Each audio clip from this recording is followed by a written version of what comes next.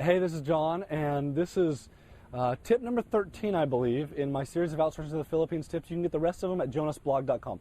This one is very special to me, as you can see. I'm in Boracay, Philippines, and I spent the entire day with part of my team. This is not my entire team, but it's part of it. We had an amazing day. I managed to tip everyone off of a banana boat in the ocean, which was awesome. They were trying to stay on, and I tipped them off. He thought he was going to drown, and it was very fun. We went on some jet skis, parasailing. Here's why I'm doing this. I thought it would be good to get some tips from them. So some of these people have been with me for 4 years or 3 years. The shortest is 1 year. The shortest that any of them have been with me is 1 year. And so they're all pretty experienced from the other side of this, from the Philippine side. And so I'm going to pass the microphone around and give it to them. One tip that I wasn't going to talk about in this series, but I think is pretty important, is if you get a chance to come and meet your team, do it.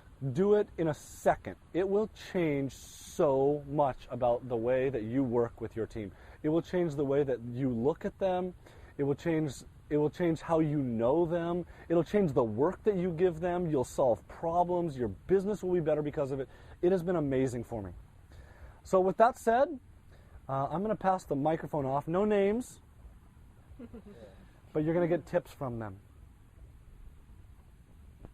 Hello, my tip is communication. You should have constant communication with your employee. Doesn't mean to be daily, but it should be constant. Like update what is the task and everything. What kind of communication? Like email or audio, Skype, something like that. Audio, Skype, email. Emails. Why? So that you can track the updates and... I didn't plan on grilling them like this. But. So that you can track the updates and we don't lose our track to the goal.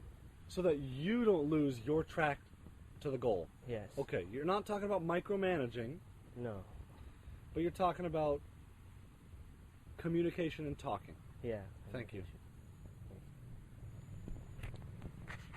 We Filipinos also make mistakes, and you can correct us in a nice way, just like what Dan and John are doing to us to maintain the relationship.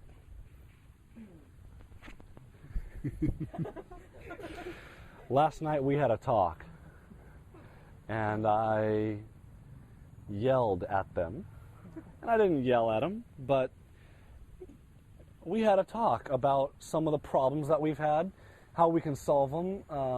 I'll tell you that there were some things happening in the business that could have been way better, and they just weren't saying anything, and I didn't know, and they weren't telling me. So I think what he's saying is you can correct them when they do something wrong, but also remember there's a good way and a bad way to correct people. It's my turn. It's your turn. Yeah. Okay. My tip would be training for those who hired new Filipinos as their workers.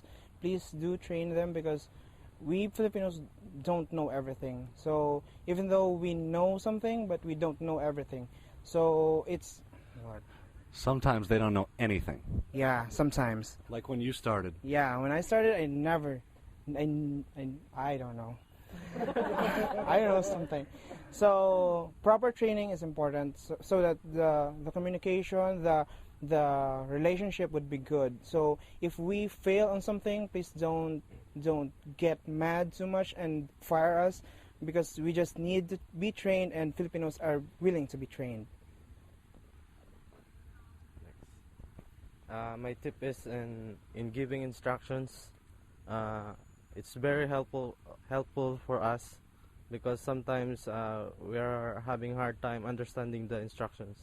So videos and audios and diagrams, screenshots is very helpful in giving instructions. be patient with your workers. I mean, they cannot just get what you want them to do in just one day. I mean, it will really take time for them to know the things that you want to do, and don't forget to pay your people, because no matter how hard or how bad their work is or their result, they still work for it. So you really have to pay them. So the reason she says you have to pay them is because she works on part of our business where we are helping Americans recruit Filipinos. And I didn't know this, but we were talking last night, and I guess quite a few times there have been cases where people have done work and legitimately done work, and then they weren't paid. I would say, and this is me personally, how I would run my business. If someone does work for you, pay them. Unless they disappear and they don't, unless they don't ever show up again, which, if you watch my tips, you know why they're not showing up. It's because they're embarrassed, they don't know how to do something, because they're scared, because we had that problem, right? Yeah, we've had that. Everyone...